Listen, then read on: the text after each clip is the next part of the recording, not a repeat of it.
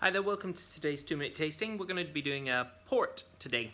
But first I'm going to tell you about this. This is my Bible, Michael Broadbent's Vintage Wine. This book I got, probably about 13, 14 years ago.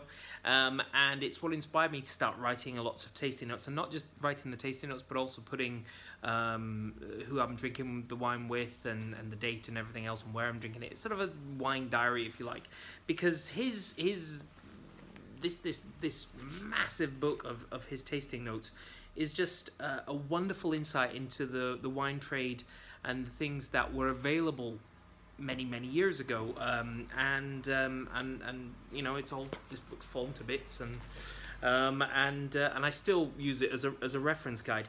The reason I bring it up is that the port we're doing today is Taylor's 1997 vintage port, and I thought I'd look and see what Broadbent said. Now this book, I think I got it in something like 2002 or something along those lines, and he says in this of Taylor's 97,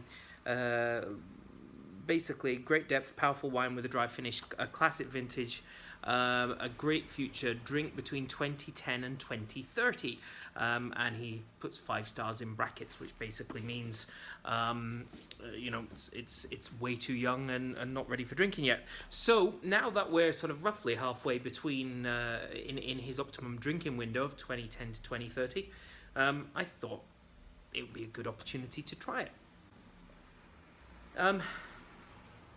So you're getting a very, I think opulent is a good word. Loads of sweeter berries, almost you're getting that blackberry. You're getting plums, warm plums, sort of almost spicy warm plums. There's a hint of sort of a dark cocoa and maybe some. And then there's some dark herbally elements. It kind of reminds me a little bit of well, to be honest, of aniseed balls. You know, that sort of confectionery, those little hard aniseed balls that you get. That's what I'm coming from. This sort of really nice sort of aniseedy note. And then there's some sort of twiggy, sort of earthy, leafy, mulchy aroma as well. Quite a grip of tannin still there. The alcohol's really well integrated. You know, you're getting a slight rise of spirit, but not a lot really. But the tannin is still really grippy. It's still quite closed, quite earthy, and the fruit is there, but it's not singing really well. And I think the sort of savory characters are really to the fore, and they're not balanced out yet. It is undoubtedly a brilliant wine. I mean, it's a fantastic bottle of port.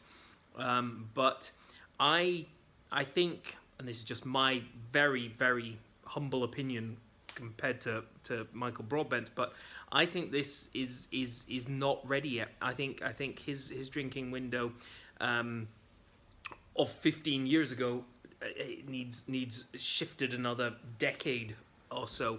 I'd say that this is not ready yet, and you know, probably won't be for another 15 to 20 years.